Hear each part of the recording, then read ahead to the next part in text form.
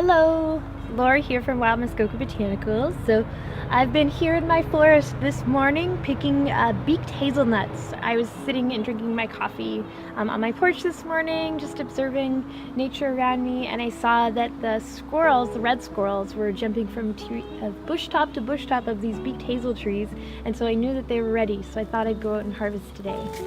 So the understory, so that's not the tall tree canopy, but it's what's growing, those shrubs that grow in the underneath of the trees.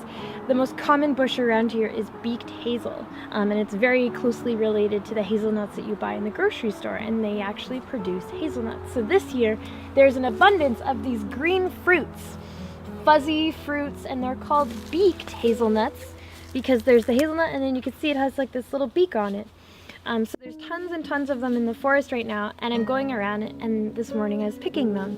So what I do is I go and I find the nuts, and then what I'm looking for is that there's no brown spot, because if there's a brown spot on the fruit, it means that there's a larvae, that have actually a weevil that's crawled into the nut. And then if I crack that nut open, there'll be a worm, so I don't want to harvest those ones. So ones that have a brown spot, I'm going to leave, and then I'm just going through the forest and looking for the ones that are nice and green and healthy looking. And hazel grows in a thicket, so you have to kind of fight your way through the bushes when you're picking beaked hazelnuts. Let's go process them. So here is my harvest of hazelnuts doing the post-processing. So you might have noticed when I was picking, and now I'm wearing these gloves, and it's because the hazelnuts are covered in all of these really tiny hairs, and they're really, really irritating to the skin. So I recommend wearing gloves when you're processing hazelnuts.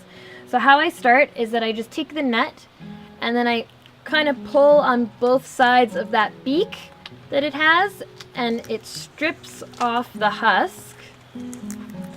And these guys are just slightly underripe. It's the only reason I probably beat the squirrels to them. And then I just use my knife to pop that husk right off. And then I have this really nice little hazelnut.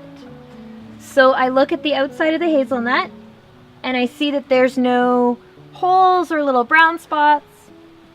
And if I crack it, so I just have a hard brick, little piece of brick and a rock I found in my driveway, and I'm going to lightly crack. You don't have to really smash these guys too hard. They're pretty soft nut to crack.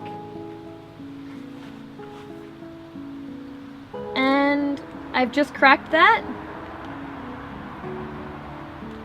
And I have this amazing, very tiny little hazelnut, but it's one of the only nuts in our forest that we can eat without processing, without having to leach them or cook them anyway. So there's a delicious little hazelnut snack, fresh from the forest.